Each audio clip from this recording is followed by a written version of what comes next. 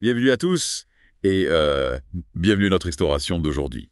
On va se plonger dans le monde fascinant des réplicateurs. Ah oui? Vous savez, ces machines incroyables qu'on voit souvent dans la science-fiction, capables de créer n'importe quel objet à partir de rien. Mhm. Mhm.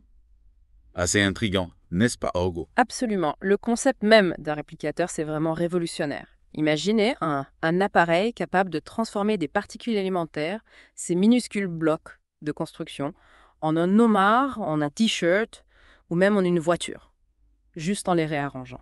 C'est fascinant cette idée que tout, absolument tout, est composé des mêmes particules fondamentales. Oui. La seule différence entre un smartphone et un croissant, c'est juste l'arrangement de ces particules. Tout à fait. Un peu comme des Legos, mais à une échelle infiniment plus petite. Exactement. Alors, comment un réplicateur pourrait-il fonctionner en théorie? En simplifiant, disons qu'un réplicateur aurait besoin de 3 éléments clés: des particules, de l'énergie et des informations.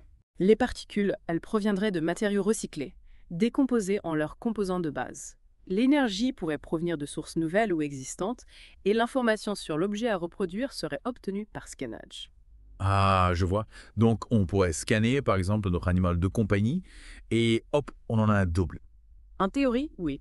Mais plus sérieusement, on pourrait faire un parallèle avec des technologies qui existent déjà, comme l'impression 3D ou l'impression moléculaire de boissons. Oui, tout à fait. On voit déjà des machines capables de créer des boissons assez complexes à partir de molécules individuelles. Exactement.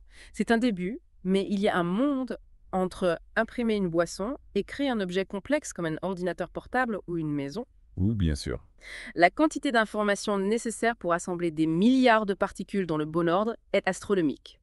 Imaginez la complexité d'un simple grain de sable, avec ses imperfections, sa structure unique, et multipliez ça par des milliards pour recréer un château de sable. D'accord, je commence à comprendre l'ampleur du défi. Mais si on met de côté la complexité technique pour un instant, euh, quels seraient les avantages potentiels d'une telle technologie?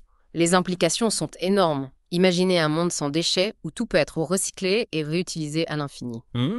Plus de décharges à ciel ouvert, plus besoin d'extraire des ressources naturelles de manière destructrice, la pollution industrielle deviendrait un lointain souvenir. C'est une vision utopique, n'est-ce pas? La fin de la pauvreté, la résolution de la crise environnementale. Tout cela grâce à la magie des réplicateurs. Oui, Cela semble presque trop beau pour être vrai. en effet, et c'est là qu'il faut faire preuve de prudence. Oui, La technologie est un outil, et comme tout outil, elle peut être utilisée pour le bien ou pour le mal. bien sûr. La vidéo que nous avons regardée se concentre beaucoup sur les aspects positifs, mais il y a aussi des questions éthiques et des défis importants à prendre en compte. Justement, parlons-en de ces défis. Par exemple, qu'arriverait-il aux industries existantes si les réplicateurs devenaient monnaie courante? On parle de millions d'emplois qui pourraient disparaître du jour au lendemain. Absolument. Il y aura un bouleversement économique sans précédent. Et qu'en est-il du contrôle de cette technologie? Qui déciderait ce qui peut être appliqué? Imaginez si n'importe qui pouvait créer des armes ou de la fausse monnaie à partir de rien. Oui. Les implications pour la sécurité et la stabilité mondiale seraient énormes. Et puis, il y a la question de la valeur. Si tout le monde peut créer n'importe quel objet, à partir de rien, qu'advient-il de la notion de rareté, de la valeur du travail de l'artisanat? Oui. Est-ce que l'abondance matérielle conduirait à une dévaluation de l'effort et de la créativité humaine? C'est une question fascinante. On touche là à des aspects philosophiques assez profonds. Oui, oui. Dans un monde d'abondance matérielle, comment redéfinit-on le sens du travail, de la réussite, de la valeur elle-même? Exactement. Certains diront que la fin de la rareté permettrait à l'humanité de se concentrer sur des poursuites plus nobles, comme l'art, la science, la spiritualité. D'autres craindront une perte de motivation, un ennui existentiel généralisé. C'est un peu vertigineux d'imaginer un tel bouleversement, et on ne parle là que des conséquences sociales et économiques, mais qu'en est-il des défis techniques? Est-ce qu'on peut vraiment concevoir des machines capables de manipuler la matière à un niveau aussi fondamental? C'est là que ça devient vraiment intéressant. La vidéo que nous avons regardée évoque des avancées scientifiques majeures qui permettraient de surmonter ces défis. Mais si on creuse un peu, on se rend compte qu'il reste des obstacles colossaux. Par exemple. Prenons la question de l'énergie, décomposer la matière en particules élémentaires, puis les réassembler en un nouvel objet. Cela demande une quantité d'énergie phénoménale, même avec des sources d'énergie nouvelles et plus efficaces. L'impact environnemental pourrait être considérable. Oui, c'est vrai, on ne peut pas ignorer la question de la durabilité. Et quid de la gestion de l'information stockée et traiter les données nécessaires pour assembler des milliards de particules dans le bon ordre? Cela représente un défi informatique colossal. Absolument, on parle de volume de données astronomiques. Imaginez les plans de construction d'un avion. Avec chaque atome précisément positionné, il faudrait des capacités de stockage et de traitement de l'information bien au-delà de ce que nous savons aujourd'hui. Et sans parler du risque d'erreur, une seule particule mal placée pourrait avoir des conséquences désastreuses. Ah oui. Imaginez un réplicateur qui crée un pont avec une poutre défectueuse ou un médicament avec une molécule toxique. C'est un point crucial. La fiabilité et la sécurité des réplicateurs seraient des enjeux majeurs. Il faudrait des systèmes de contrôle et de vérification extrêmement sophistiqués, capables de détecter et de corriger la moindre erreur au niveau atomique. D'accord, je commence à avoir une meilleure idée de la complexité du problème.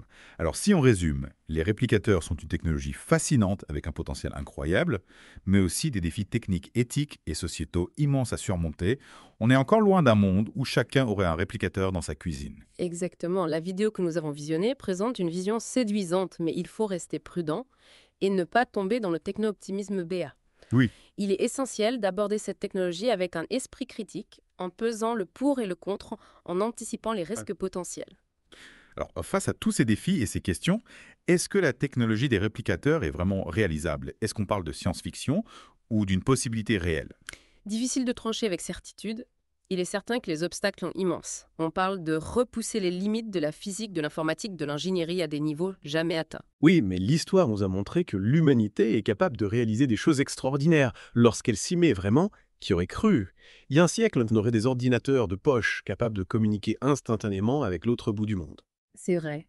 On ne peut pas sous-estimer le pouvoir de l'innovation humaine, mais il est important de ne pas tomber dans un optimisme technologique naïf. La technologie n'est pas une baguette magique qui résoudra tous nos problèmes. Elle est un outil avec ses potentialités et ses limites, et c'est à nous de l'utiliser de manière responsable. Justement, si on imagine un instant que les réplicateurs deviennent réalité, comment éviter les dérives? Comment garantir que cette technologie soit utilisée pour le bien commun et non pour des fins malveillantes? C'est la grande question. Il faudrait des garde-fous, des régulations internationales strictes pour encadrer le développement et l'utilisation des réplicateurs. On pourrait imaginer des systèmes de licence de contrôle, d'accès traçabilité des matériaux pour limiter les risques de prolifération et d'abus. Et du côté de la société, comment gérer les bouleversements économiques et sociaux qu'une telle technologie engendrerait? Il faudrait repenser notre modèle économique, notre rapport au travail, à la consommation, à la valeur. Certains parlent d'un revenu universel, d'une réduction du temps de travail, d'une revalorisation des activités non marchandes. Ce serait une transformation profonde de nos sociétés, un véritable saut dans l'inconnu. Exactement. Et c'est là que la réflexion éthique, le débat public, la participation citoyenne deviennent essentiels. Il ne faut pas laisser la technologie dicter notre avenir, c'est à nous, collectivement, de décider comment nous voulons utiliser ces outils puissants pour construire un monde meilleur. En fin de compte, la question des réplicateurs nous renvoie à des questions fondamentales sur ce que signifie être humain, sur nos valeurs, sur le sens de notre existence. Absolument, la technologie peut nous offrir des possibilités extraordinaires, mais c'est à nous de choisir ce que nous en faisons. La responsabilité est entre nos mains. Merci beaucoup de nous avoir accompagnés dans cette exploration des réplicateurs. C'est une technologie qui nous force à regarder vers l'avenir, à imaginer des mondes possibles, à questionner nos certitudes. Et c'est en se posant ces questions, en débattant, en réfléchissant ensemble, que nous pourrons faire en sorte que la technologie soit au service de l'humanité et non l'inverse. À bientôt pour une nouvelle plongée dans les profondeurs de la connaissance.